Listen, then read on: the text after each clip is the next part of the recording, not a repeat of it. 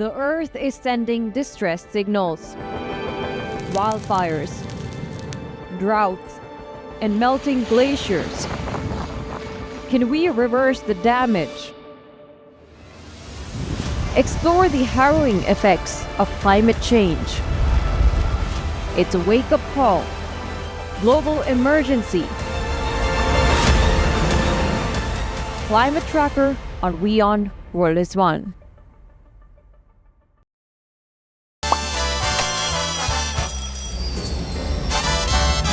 Vielleicht nur als 5%.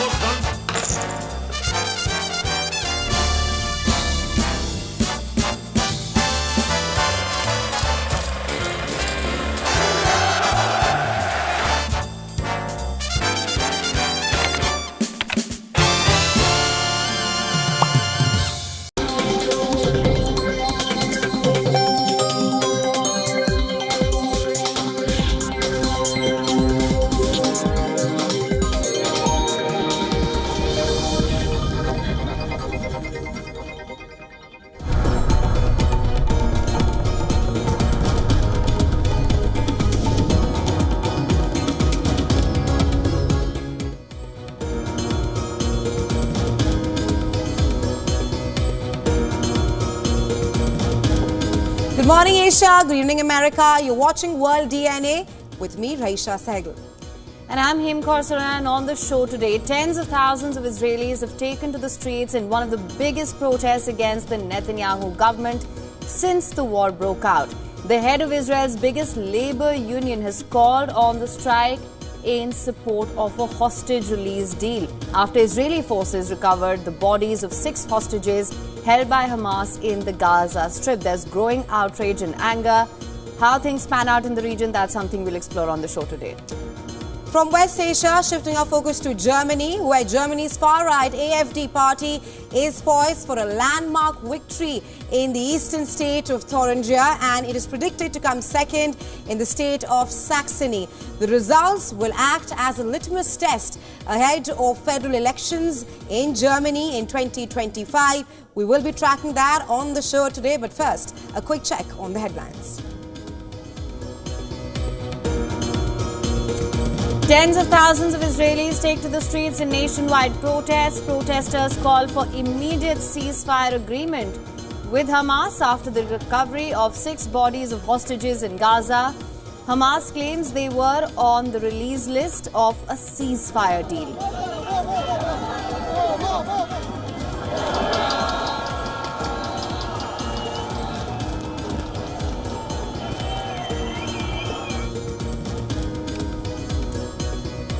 United States set to put forth a final take-it-or-leave-it deal to Israel and Hamas in the coming few weeks, says report quoting U.S. officials.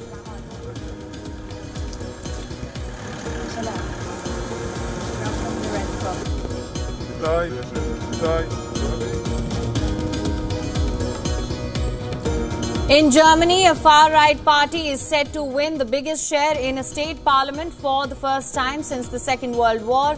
The AfD party to take top spot and the second place in Saxony.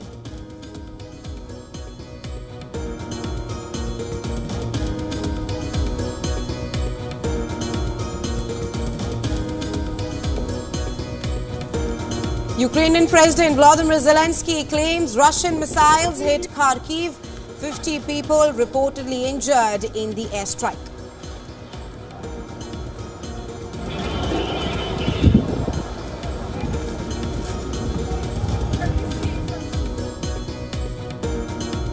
"26 disaster response teams deployed for flood rescue in the South Indian states of Andhra Pradesh and Telangana after torrential rain creates havoc. At least 9 people dead. Schools shut today amid heavy rainfall alert.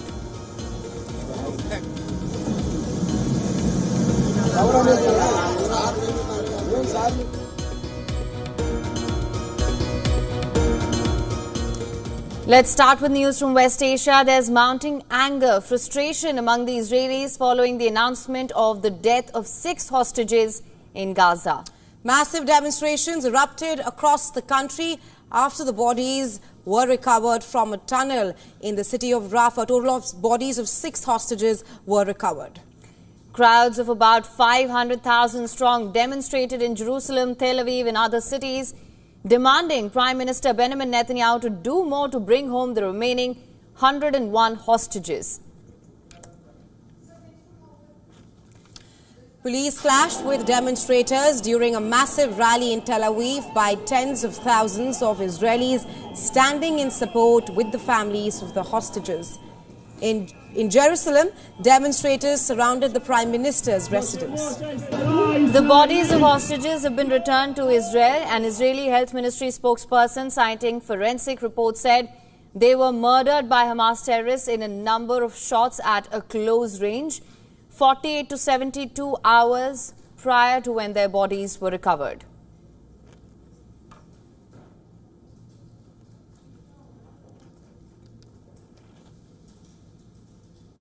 There are still 101 hostages being held. 6 were alive last week, from what I understand, at least up until 48 hours before they were executed in captivity. So I hold everyone accountable, him, along with every stakeholder in the negotiation process.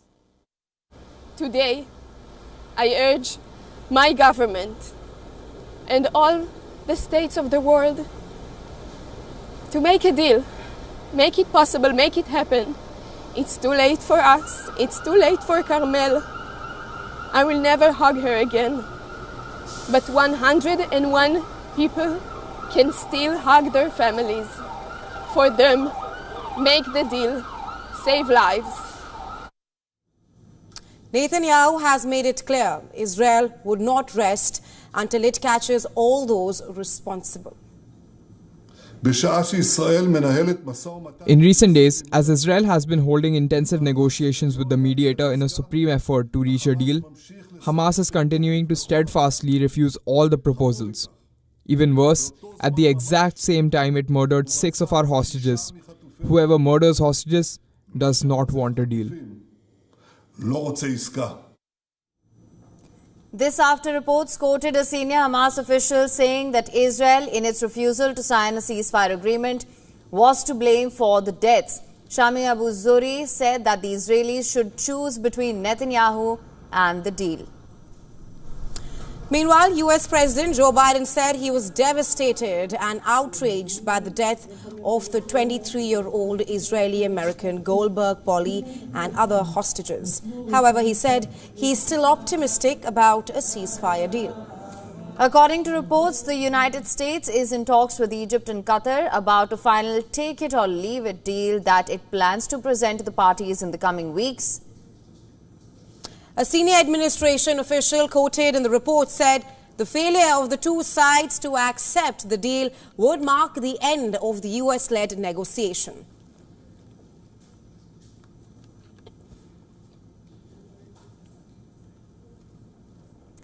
All right, for more on this, we're now being joined by Peter Kuznick, Professor of History and Director of the Nuclear Studies Institute at American University, live from Washington, D.C. Thank you so much for joining us, Professor. Glad to be with you. So as you heard, the protests that we're seeing in Israel, the biggest since the war broke out, do you think these strikes will perhaps prove to be a turning point and this will push Israel to perhaps change its strategy, accept a ceasefire deal? The fact that Hamas has said that the 6 people whose bodies were recovered from Gaza were on the hostage release deal, their names were on the list for that as well, that has only added to the growing anger and outrage. How do you assess this? I think it's tragic.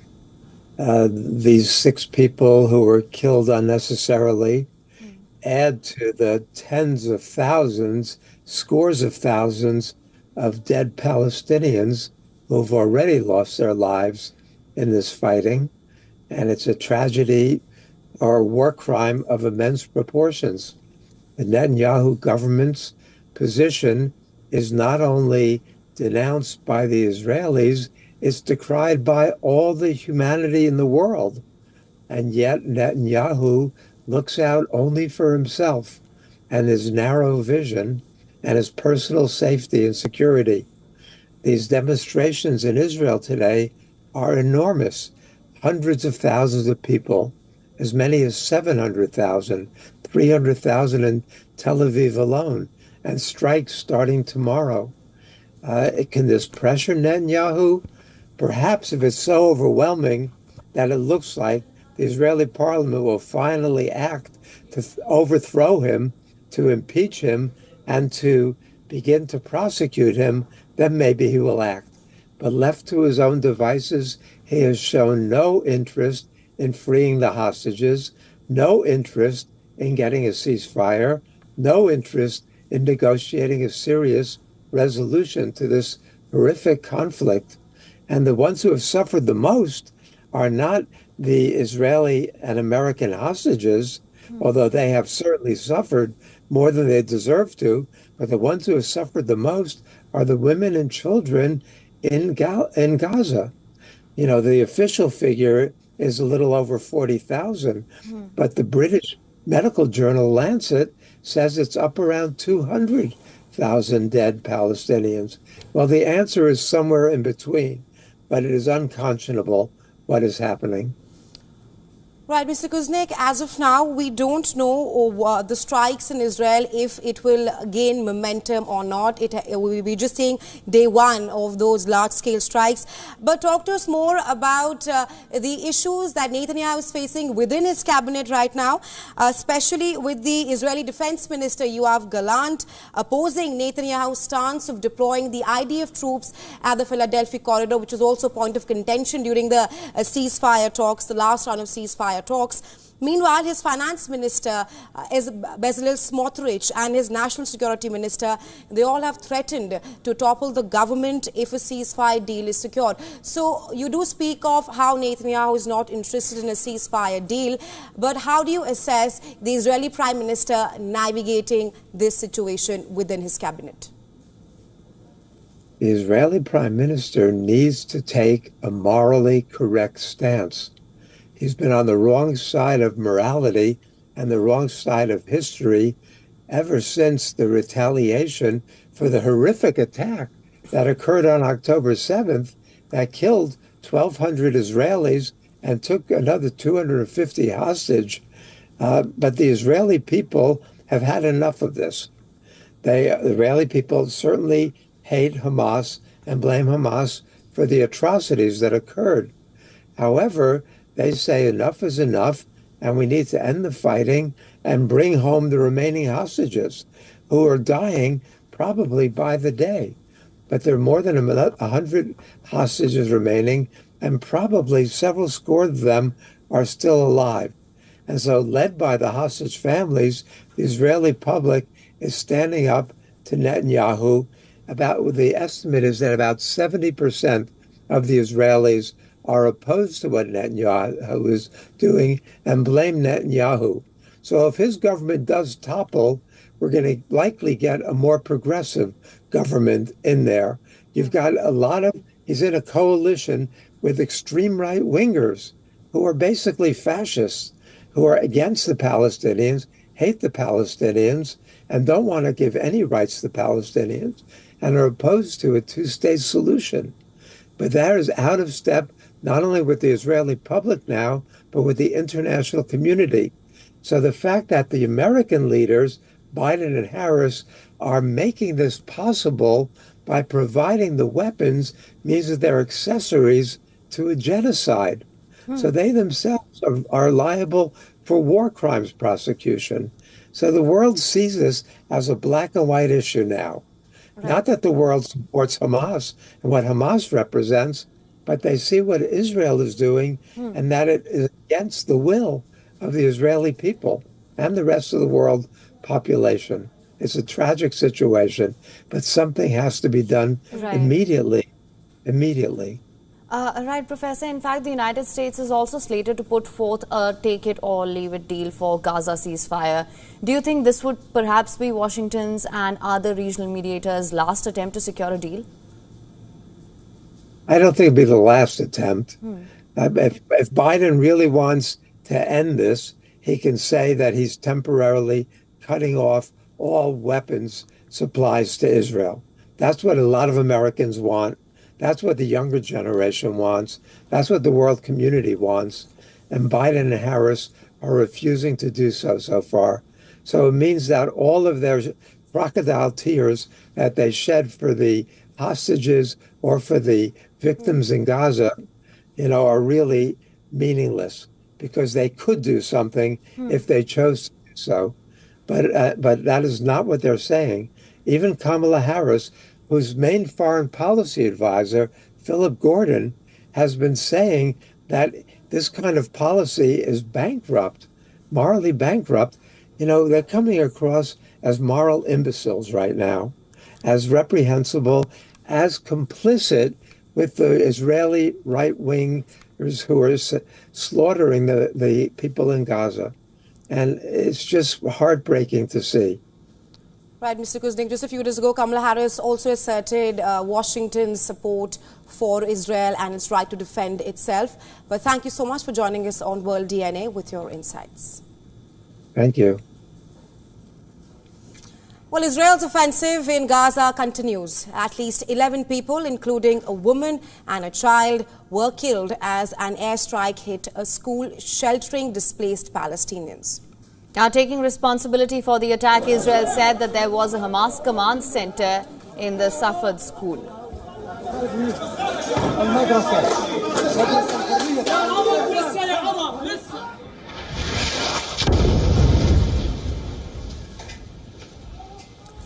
Speaking of the occupied West Bank, gunmen killed 3 Israeli police officers as they drove through the region.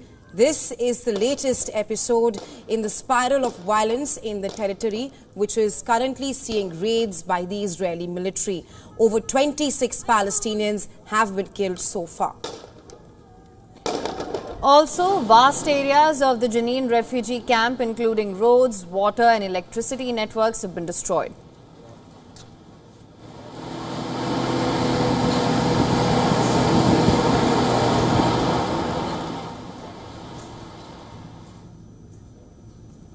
And 10-year-old Belasan, who lost her leg in Gaza bombing in November, reached the United States to receive a prosthetic limb.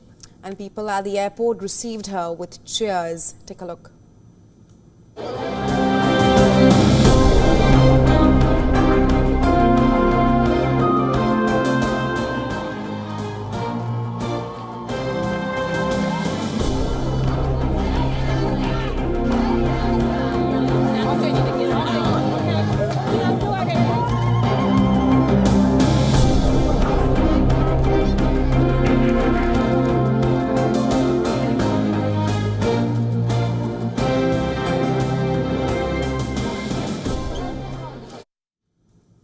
Moving on, Russia says it will change its nuclear doctrine because of Western role in Ukraine.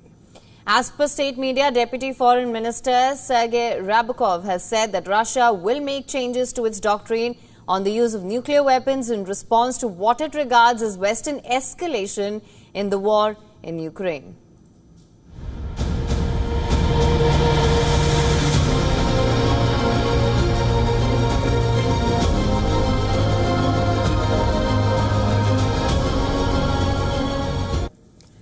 The existing nuclear doctrine says Russia may use nuclear weapons in the event of a nuclear attack by an enemy or a conventional attack that threatens its existence. It was set out in a decree by Russian President Vladimir Putin in 2020. Putin had said earlier this year that the nuclear doctrine was a living instrument that could change depending on world events, and the Deputy Foreign Minister's statement are the clearest indication yet that key changes are due. Ryabkov said that the decision is connected with the escalation course of Western adversaries, but he did not specify when the updated nuclear doctrine would be ready. Russia accuses the West of using Ukraine as a proxy to wage a war against the country, and it has not deterred the US and its allies from stepping up military aid to Ukraine, including the supply of tanks, long-range missiles and F-16 fighter jets. Since its invasion in 2022, Russia has put out multiple statements that the West regards as nuclear threats. Russia has also announced the deployment of tactical nuclear weapons in neighboring Belarus. And remember, Moscow has more nuclear weapons than any other country. This development comes as Ukrainian President Vladimir Zelensky continues to lobby for the United States to allow for the use of advanced Western weapons to strike targets deep inside Russia. On Sunday, Zelensky renewed calls on allies to allow Kyiv to fire Western-supplied missiles deeper into enemy territory and to reduce the military threat posed by Russia. With our drones and missiles, we are capable of accomplishing a part of the assignments. But real peace, a real end to this war, of multifaceted task, and to coerce Russia into peace, for them to move from dishonest rhetoric about talks to steps required to end the war, to rid our land from occupation and occupiers, we also need potent instruments. And this depends on President Biden, on Prime Minister Starmer, on President Macron, Chancellor Scholz and others. I thank all those who keep convincing the world to be strong and to finally vanquish Russian terror. Zelensky's renewed urge was prompted by a Russian attack on Ukraine's northeastern city of Kharkiv. Officials said Russian missiles struck a shopping mall and events complex in Kharkiv. Nearly 50 people have been injured.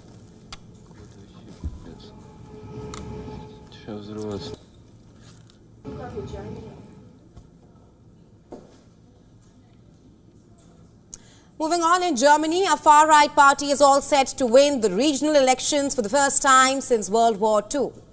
The AfD, or the Alternative for Germany party, is poised to win in the German state of Thuringia. Exit polls reveal that the AfD is projected to win more than 30% of the votes. The far-right party is expected to finish second behind the Conservatives in the state of Saxony with about 30% of the votes. Bei der Wahlparty zugelassen. Wollen Sie erlauben, dass ich einmal rübergehe zur Spitzenkandidatin des BSW? Und ich denke, die Stimmung ist ganz klar, eine Wechselstimmung in Thüringen. Das ist das, was ich erlebt habe. Die Menschen wollen kein Weiter so. Sie wollen kein Weiter so in diesem Kartellparteiensystem, das keine Veränderung mehr zustande bringt, sondern Deutschland nur noch in Grund und Boden regiert und Thüringen Grund und Boden regiert. Natürlich sehen wir auch die Stimmen für die AfD als ein Ergebnis schlechter Politik in Berlin. Und wir wollen dem gute Politik in Thüringen entgegensetzen und wollen das Vertrauen der Wählerinnen und Wähler mit einem vernünftigen Regierungskurs angehen. Das ist das Aufgabe und das Ziel der CDU. Und für uns gilt nach der Wahl, was vor der Wahl gegolten hat. Mit uns wird es keine Koalition oder Zusammenarbeit mit der AfD geben. With a year to go until Germany's national election, the results in these two eastern states will look punishing for Social Democrat Chancellor Olaf Scholz's coalition. All three parties lost votes, with junior partners, the Greens and Free Democrats, on the cusp of missing the 5% threshold, which is needed to stay in parliament. Now, the campaign's final week was overshadowed by the killing of 3 people at a festival in the city of Solingen in a knife attack, allegedly by an illegal resident, Syrian national, whom authorities had failed to deport. The anti-immigration AfD may have drawn momentum from the tragedy.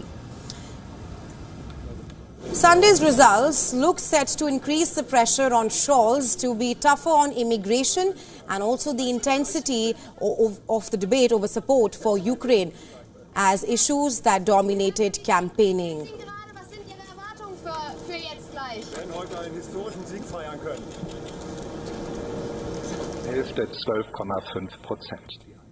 And Japan is known to have the world's oldest population. Alarmingly, enough of its elderly people increasingly alone.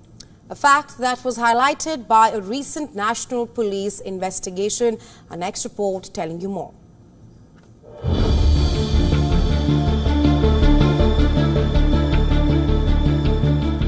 Japan's elderly are lonely.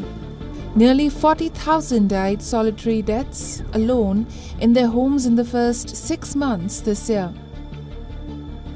More disturbingly, 4,000 people were discovered a month after they died, while 130 were unmissed for an entire year. The startling figures highlight just one aspect of the problem faced by a country that is said to have the world's oldest population. For years, Japan has been grappling with the challenges posed by its aging and shrinking population. Despite the government's efforts to improve the situation remains dire. Various projections estimate that by 2050, the number of elderly citizens living alone will reach 10.8 million. Japan's National Police Agency that recently released the figures says the majority of those who died alone were elderly, with over 70% of the deceased being aged 65 and older. The elderly isolation issue even forced Japanese Prime Minister Fumio Kishida to warn last year that the country is facing the question as to whether it can continue to function as a society. Over the years, the government has tried to focus on policies to mitigate the impact of an aging population as well as declining birth rates. Bureau Report, WION World is One. And with that, it's time now for a short break. But don't go anywhere. On the other side of World DNA, we'll get you a story from India, where key allies of India's ruling NDA coalition, the JDU and the LJP, are strongly opposing an Assam state government's decision to discontinue a 2-hour Friday break in the state assembly to allow Muslim MLAs to offer namaz prayers.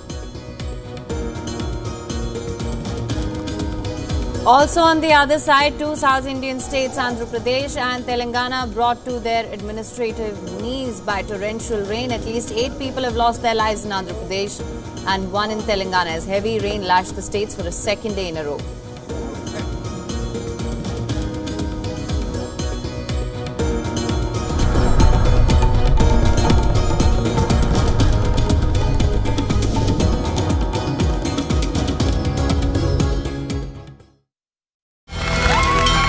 From the bustling trading floors of Wall Street to the vibrant exchanges of Asian stock markets, WION breaks it down for you to make sense of what's happening, as we reveal the key factors behind events, strategic battles, and the game-changing business decisions that shape the world.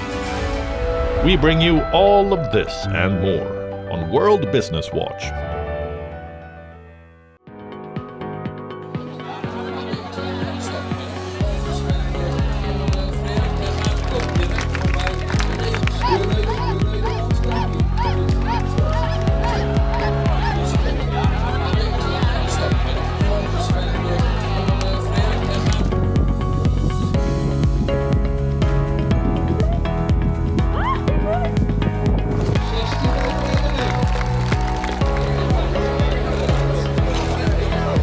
Zijn aangekomen.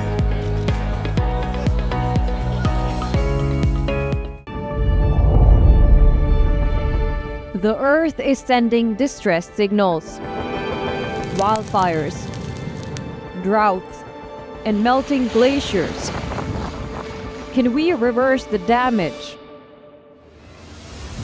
Explore the harrowing effects of climate change. It's a wake-up call. Global emergency. Climate Tracker on WION World is One. Namaste. Hello, friends. We did Dr. Subhash Chandra show, popularly known as DSC show, for 4 years, from August 2014 to August 2018. 28 states of Bharat. Of course, we reached out to all of you in 190 countries across the world. The show was very successful. Each episode was being watched by almost 25 million people every week. For past 6 years, the demand of the show has never died down. People write to us, people ask for the show to restart again. Hence, we are beginning the show once again on All Z Network, also on WION, which is the global network channel from India. Again, thank you for your love and affection. See you soon at Subhash Chandra Show.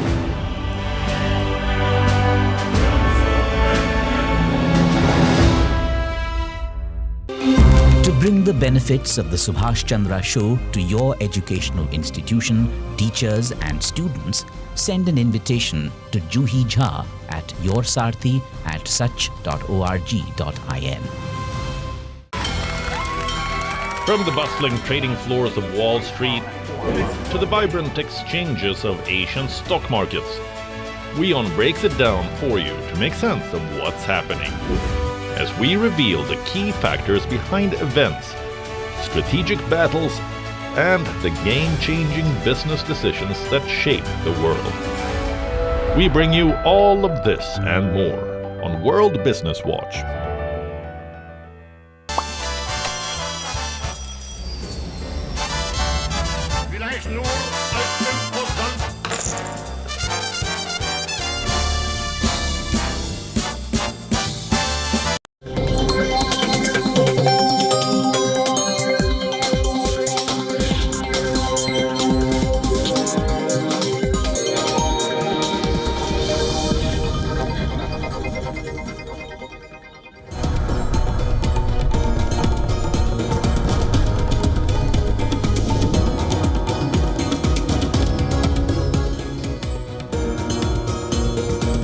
Welcome back. You're watching World DNA with me, Raisha and Haim. There's lots lined up on the show, but first a quick check on the headlines.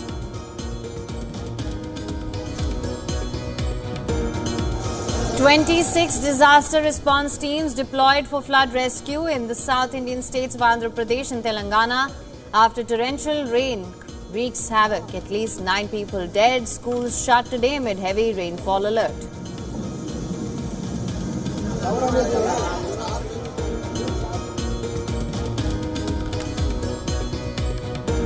In Germany, a far-right party is all set to win the biggest share in the state parliament for the first time since the Second World War.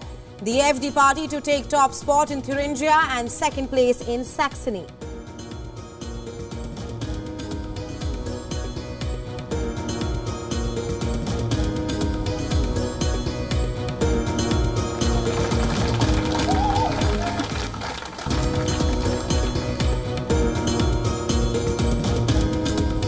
Tens of thousands take to the streets in Israel in nationwide protests. Protesters call for immediate ceasefire agreement with Hamas after the recovery of 6 bodies of hostages in Gaza.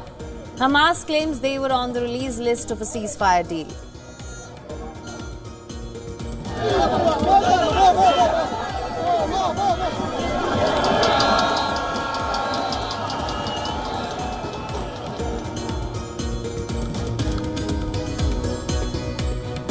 United States set to put forth a final take-it-or-leave-it deal to Israel and Hamas in the coming weeks, says report quoting U.S. officials.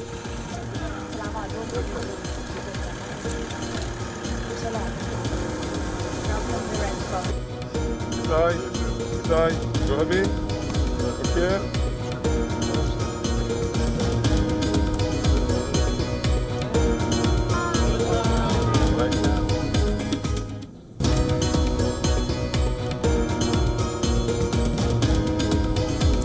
Ukrainian President Volodymyr Zelensky claims Russian missiles hit Kharkiv. 50 people reportedly injured in the airstrike.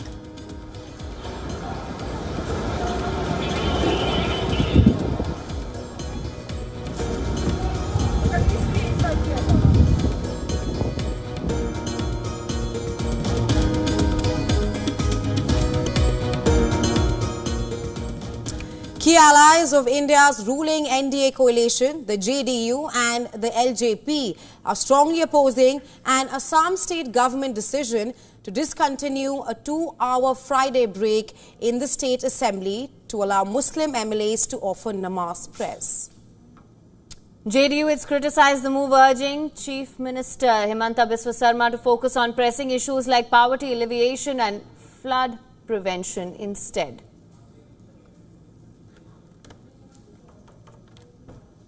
हर एक धार्मिक जो मान्यताएं हैं उनको अपनी राय, अपनी परंपरा को जीवंत रखने का अधिकार है। माँ कामाख्या का मंदिर है, प्रत्येक दिन बलि होता है तो पट खुलता है, तो जरा बलि प्रथा पर रोक लगा दीजिए तो। RJD leader Tejashwi Yadav has also criticized this move, alleging that the Assam Chief Minister wants cheap publicity.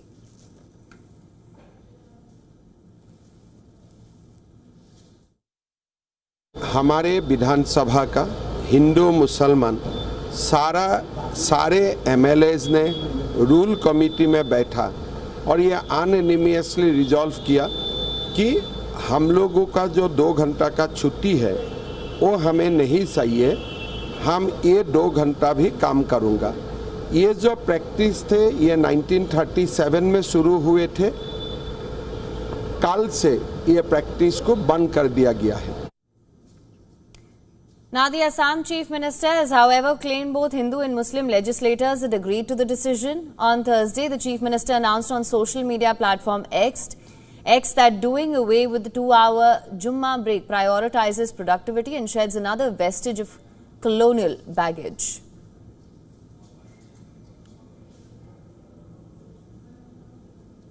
हमारे विधानसभा का हिंदू मुसलमान सारे एमएलएज ने रूल कमेटी में बैठा और ये अनएनिमियसली रिजॉल्व किया कि हम लोगों का जो 2 घंटा का छुट्टी है वो हमें नहीं चाहिए, हम ये 2 घंटा भी काम करूँगा। ये जो प्रैक्टिस थे ये 1937 में शुरू हुए थे, कल से ये प्रैक्टिस को बंद कर दिया गया है। Before the new rule, the assembly session used to adjourn on Fridays at 11 a.m. to allow Muslim members to attend namaz. The new rule mandates the assembly will continue proceedings without any breaks for religious purposes. According to the amended rule, the Assam Assembly will now start its proceedings at 9:30 a.m. every day, including on Fridays as well.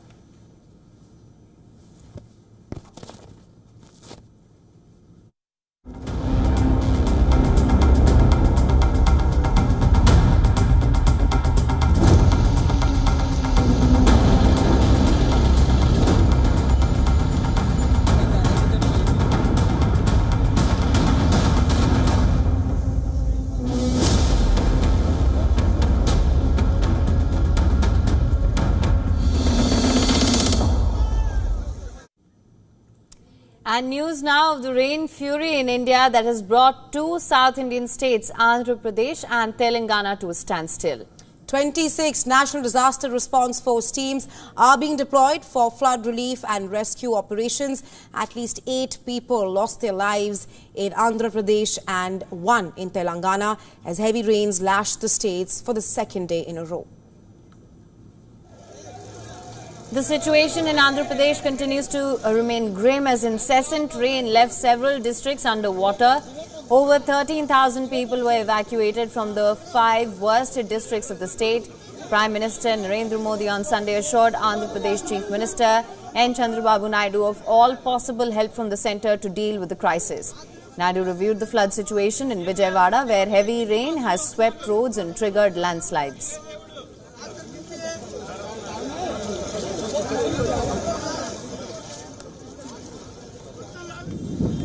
Heavy rains have caused severe waterlogging in several areas, submerging houses and cars in many parts of Andhra Pradesh. Over 20 trains have been cancelled and 30 others diverted due to flooding.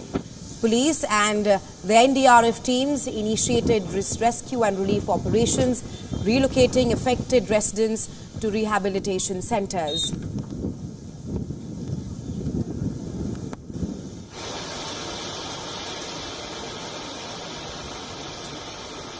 In neighbouring state of Telangana, the rain crippled normal life in Hyderabad and other parts of the state, causing severe waterlogging.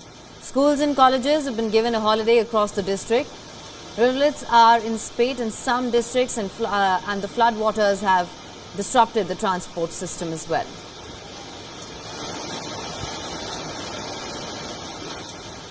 In the Khammam district, 9 people were left stranded after a river started overflowing on the bridge. Telangana government roped in a naval chopper to airlift them. Inundated railway tracks have disrupted train services in the state. Trains plying between Telangana and Andhra are on hold. The waterlogging has forced people in the Warangal district to wade through flood waters. Even the famous Hussain Sagar lake is overflowing, while the non-stop rainfall has prompted authorities to open floodgates.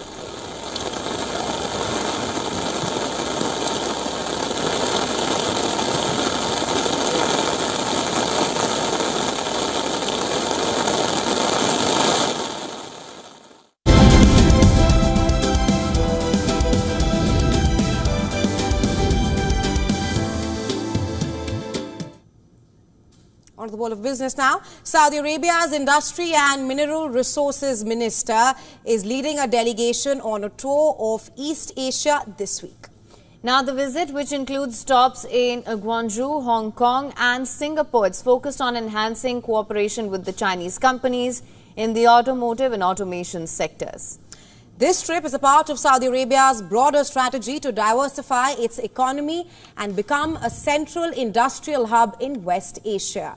The delegation's meetings in Guangzhou will include discussions with major players like General Lithium and Huawei, targeting advancements in electric vehicles and smart technology. Saudi Arabia is aiming to strengthen its economic ties with China. The country remains Saudi's largest trading partner, with trade exceeding $100 billion in 2023.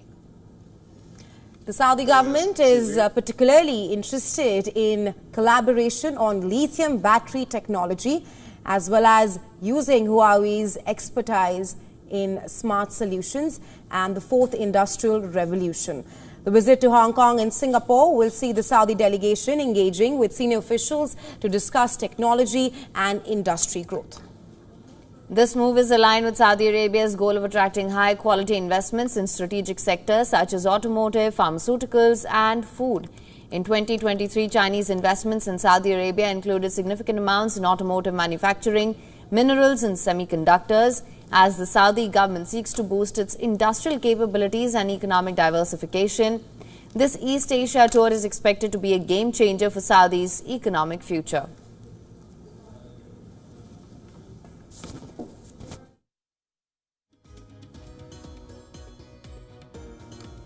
Well, this year, the crypto industry has invested $119 million to shape the US elections and push for pro-crypto policies. Well, according to a study by Public Citizen, major players like Coinbase and Ripple have been at the forefront of this spending spree. Coinbase alone has contributed over $50 million to influence key races and support pro-crypto political action committees, while Ripple has added $49 million. The surge in spending follows the 2010 Citizens United decision, which led to a major increase in independent political spending. Super action committees dedicated to the crypto industry have also amassed over $102 million this election cycle. Now, this financial push aims to back candidates and policies that favor the digital assets sector. Coinbase CEO Brian Armstrong and the Ripple President Monica Long have expressed frustration with current US regulations, advocating for clearer rules. The crypto industry's strategic funding is also evident in the upcoming September 13th fundraiser for Democratic nominee Kamala Harris. The event plans to raise $100 million in crypto support for Harris's campaign. Recent surveys indicate that crypto investors are a crucial segment of the electorate. According to a study, 1 in 7 US voters, they have invested in crypto, with a notable preference for Republican contestant Donald Trump over Democratic nominee Kamala Harris.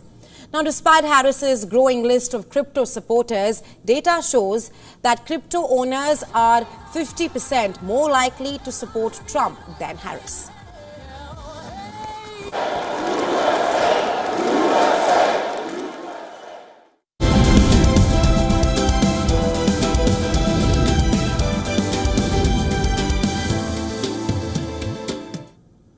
Let's now take a look at developments from the world of technology now. A Brazilian court's decision to ban X, formerly Twitter, it's driven more users to its competitors, with Blue Sky emerging as the biggest winner.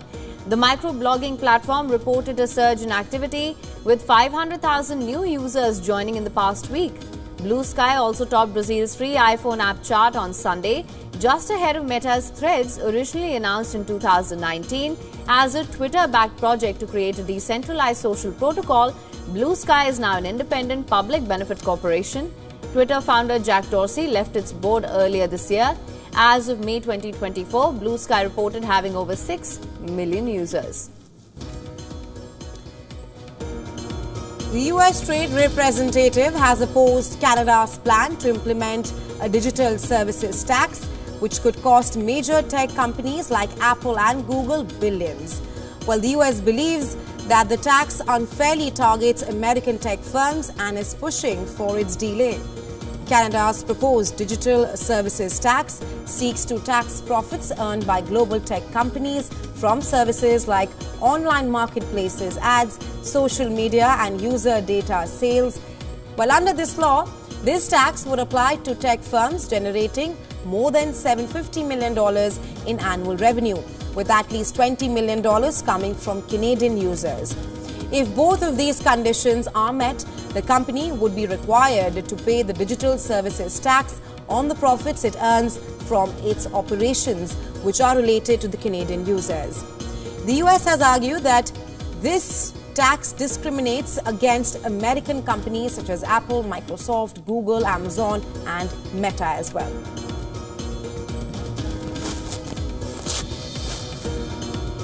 A recent study highlighted the positive impact of digital consultations on improving heart failure treatment outcomes. Heart failure, a condition affecting over 60 million people globally.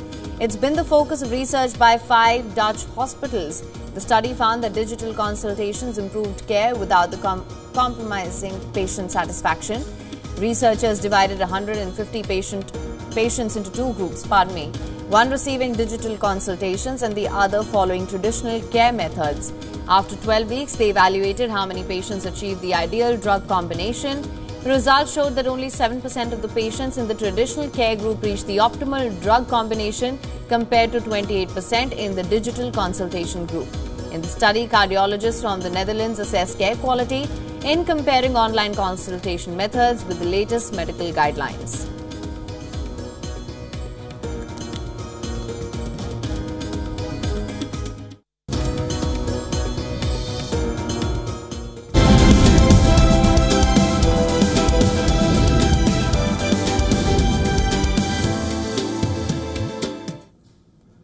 On the world of sports now, Arne Slot passed his first big test as Liverpool manager in style. While problems continue to mount for Erik ten Hag, this after the Reds defeated Manchester United 3-0 at Old Trafford in the English Premier League.